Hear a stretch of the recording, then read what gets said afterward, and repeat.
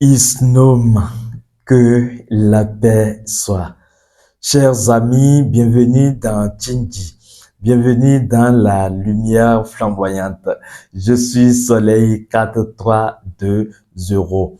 Qu'est-ce que véritablement la mission d'incarnation? Qu'est-ce que la mission d'âme?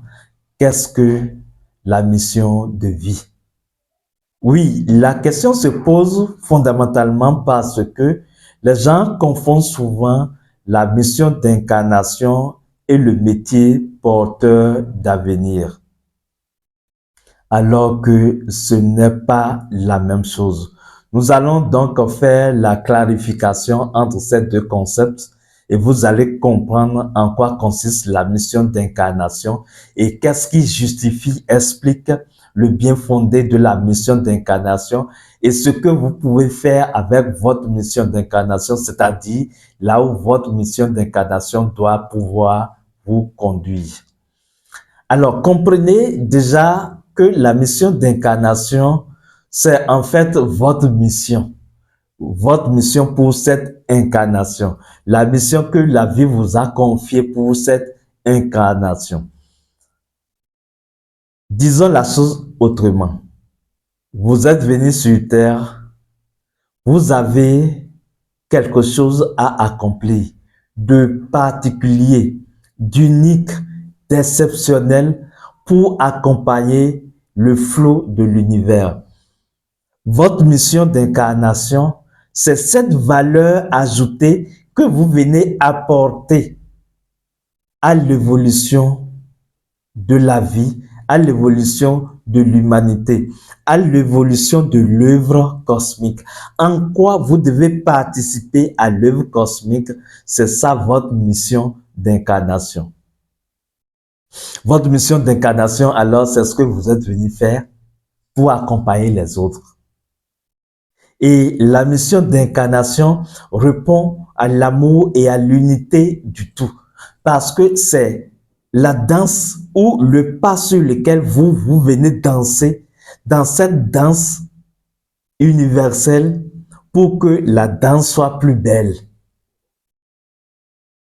Ce que vous apportez, vos talents, vos capacités que vous venez mettre au service de l'humanité pour faire avancer l'évolution, pour faire avancer l'humanité dans son évolution. C'est ça votre mission d'incarnation. On l'appelle mission d'incarnation parce que ce qui justifie et explique votre mission d'incarnation se trouve en fait dans vos incarnations passées. Donc, en fait, vous avez des potentialités ou des acquis ou une histoire de vos incarnations passées qui conduit à la présente mission que vous avez à dérouler. Et si vous comprenez bien la chose, ça veut dire que vous naissez, on vous envoie en mission. Vous avez une mission, vous avez une feuille de route à dérouler. Qu'est-ce qui justifie la mission d'incarnation?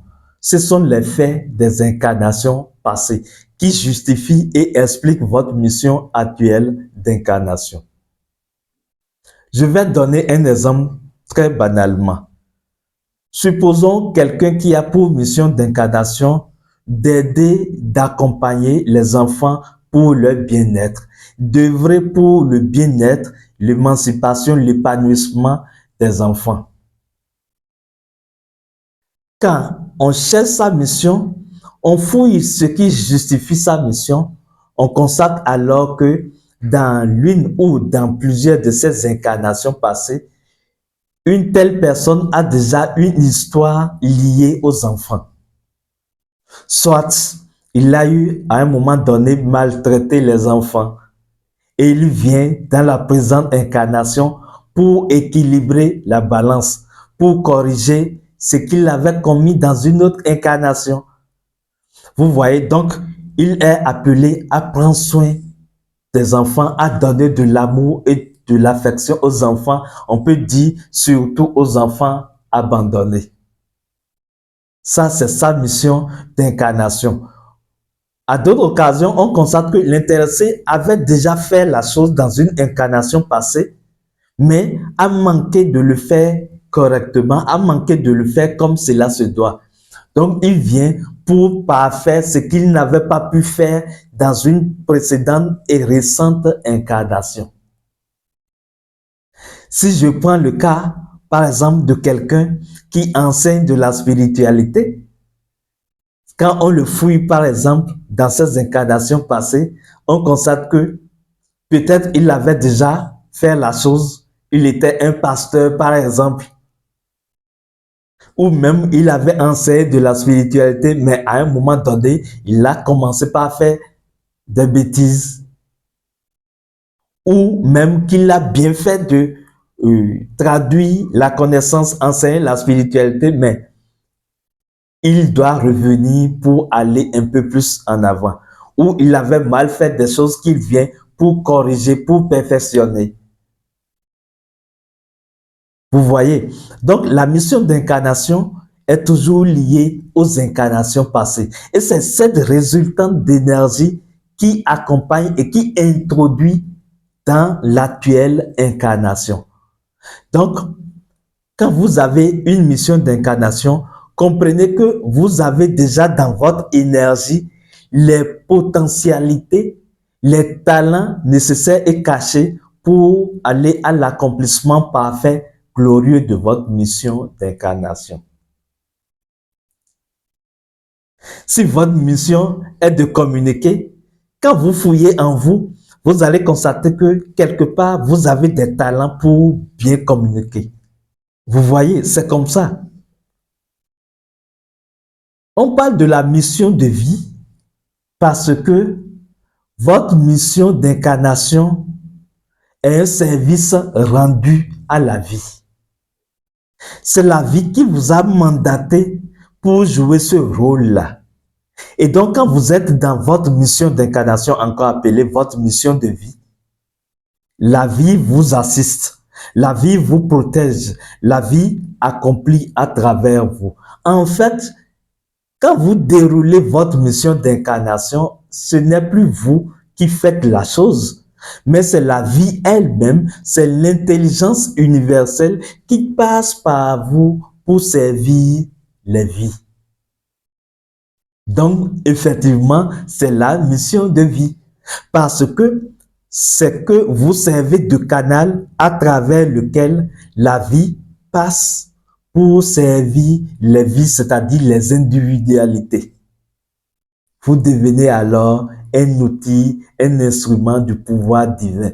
Vous devenez alors un outil, un instrument de la vie. La vie passe par vous pour servir les autres. Et c'est justement ce qui rend très intéressant la mission d'incarnation. Parce que dans cette compréhension, quand la vie passe par vous pour servir les gens, qu'est-ce qui se passe?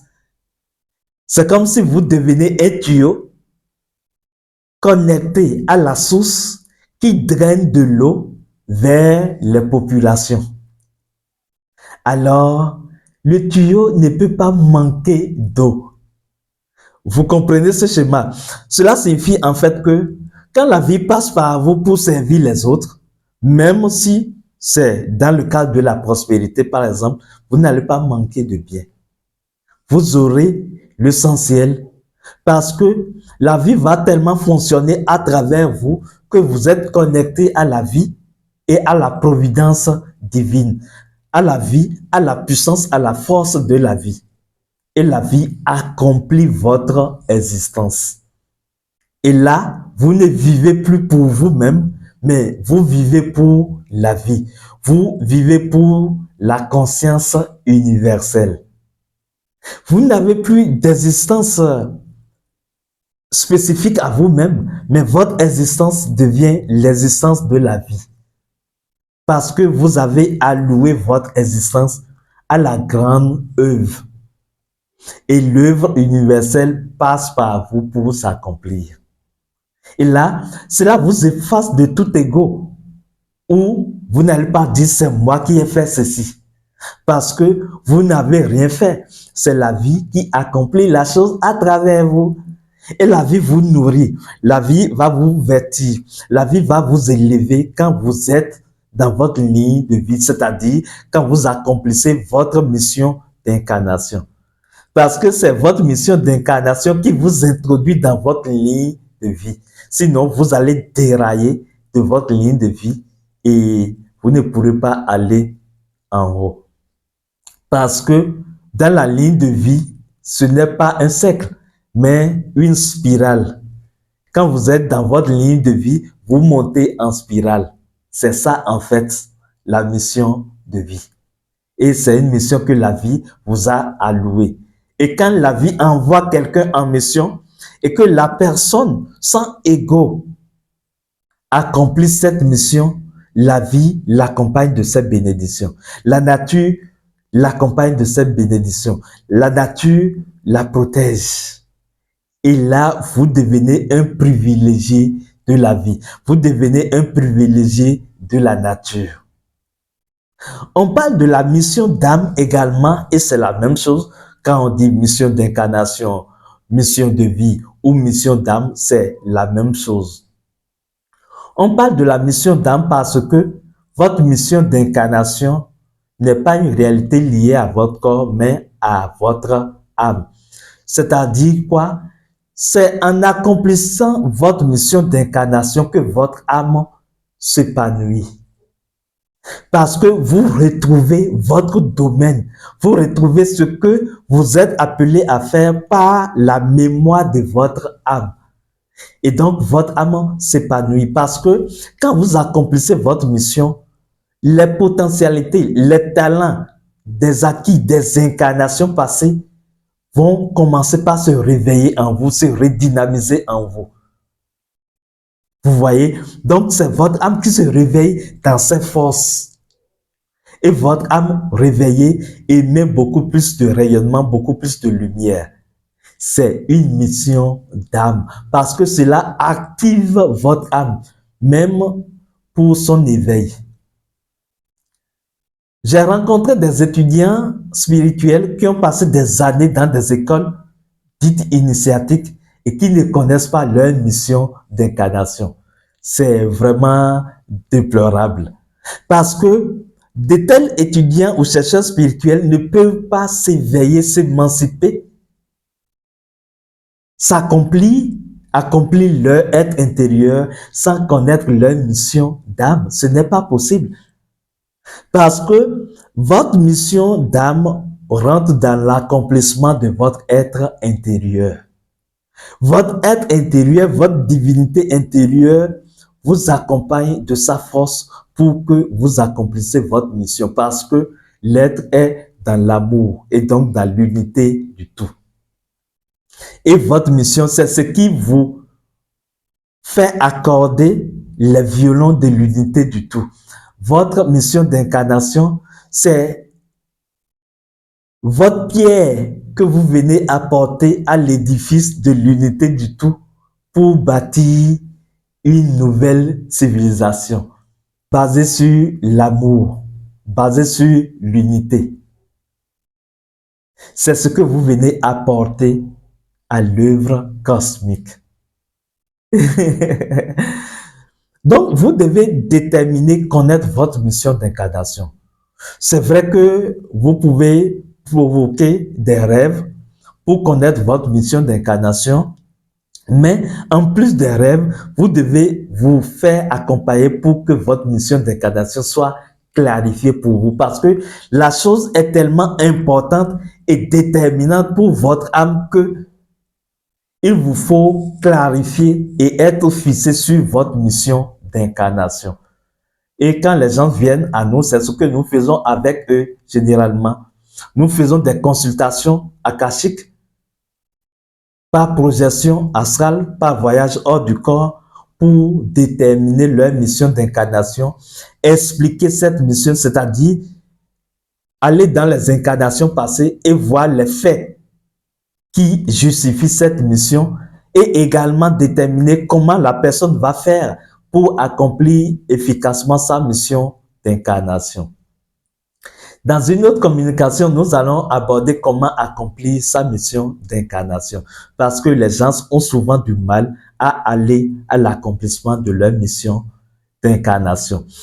Continuons en disant que avec tout ce que nous venons de dire, vous constatez clairement que il y a une différence entre la mission d'incarnation et le métier porteur d'avenir. C'est-à-dire, ce métier, ce travail, cette profession qui est en lien avec votre énergie d'incarnation et qui va vous conduire à l'épanouissement matériel et financier. Vous voyez, ça c'est à but lucratif, ce qui va vous générer de l'argent, votre métier porteur d'avenir. Parce que toutes les âmes ne sont pas appelées à faire toutes choses. Chaque âme avec ses spécificités. Vous n'êtes pas appelé à jouer tous les rôles, c'est-à-dire à faire toutes les professions par exemple. Donc, les professions que vous pouvez faire et qui vont participer à votre émancipation financière sont liées à votre énergie d'incarnation. Et c'est différent de la mission d'incarnation parce que la mission d'incarnation n'est pas systématiquement appelée à vous générer de l'argent. Ça peut être que vous trouvez de l'argent et vous injectez une partie dans votre mission d'incarnation. C'est vrai qu'en accomplissant votre mission d'incarnation, cela vous met à une certaine fréquence où cela génère de la joie et produit également des opportunités. Parce qu'en accomplissant votre mission d'incarnation, par exemple, vous pouvez créer du relationnel et dans ce relationnel, vous pouvez rentrer en partenariat avec des gens pour des idées d'entreprise ou bien de travail. C'est possible, mais ce n'est pas systématiquement que votre mission d'incarnation va vous générer de l'argent. C'est possible qu'il y ait unité entre la mission d'incarnation et le métier porteur d'avenir. Il y a certaines âmes comme ça. Sinon, généralement, les deux sont séparés. Et le métier porteur d'avenir, c'est ce travail qui correspond à votre énergie d'incarnation et qui va vous aider à vous émanciper, vous épanouir financièrement. Cela rentre dans le cadre de la mission d'incarnation, mais ce n'est pas la mission d'incarnation. C'est deux choses à nuancer. Parce que les gens viennent vers nous, par exemple, on leur détermine leur mission d'incarnation et se disent, est-ce que cela va me rendre riche? Non. La mission d'incarnation n'est pas censée vous rendre riche. Mais la mission d'incarnation est censée vous épanouir, épanouir votre âme. Et quand votre âme est épanouie, c'est sûr et certain que vous n'allez pas vivre dans le besoin. Vous voyez, c'est la seule différence. Donc, en fait, si vous déterminez votre mission d'incarnation, vous pouvez, si vous n'avez pas encore une profession, vous pouvez déterminer également votre profession. Et vous pouvez même faire le jumelage entre les deux, c'est bien possible. Donc voilà, nous venons expliquer ce que c'est que la mission d'incarnation. Vous avez compris que la mission, c'est la même chose que la mission d'âme, c'est la même chose que la mission de vie. Et la mission d'incarnation vous introduit dans votre ligne de vie. Vous respectez alors vos énergies, vous utilisez alors vos potentialités pour participer à l'œuvre cosmique et la vie vous comble de ses bénédictions, y compris la prospérité. Voilà Soleil 4320, ce que nous avons à partager avec vous dans cette communication. Jusque-là, portez-vous bien dans les bras de la vie. Si vous avez besoin de l'aide, sollicitez notre aide pour vous aider à déterminer votre mission d'incarnation. Isnum, que la paix soit.